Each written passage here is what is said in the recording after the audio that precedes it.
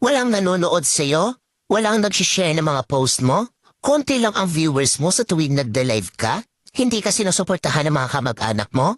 Kaibigan mo? Kakilala mo? Kapitbahay mo? Pinagtatawanan ka dahil sa pagre-reels mo? Pinagtatawanan ka dahil sa paggawa mo ng mga content? Ito ang tatandaan mo. Huwag kang huminto. Huwag kang susuko. Huwag kang papaapekto sa sasabihin ng ibang tao tungkol sa'yo.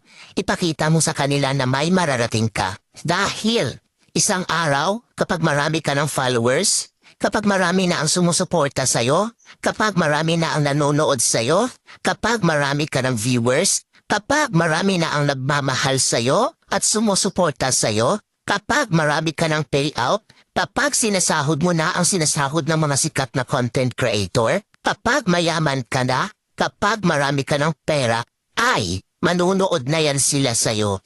Sila na ang kusang lalap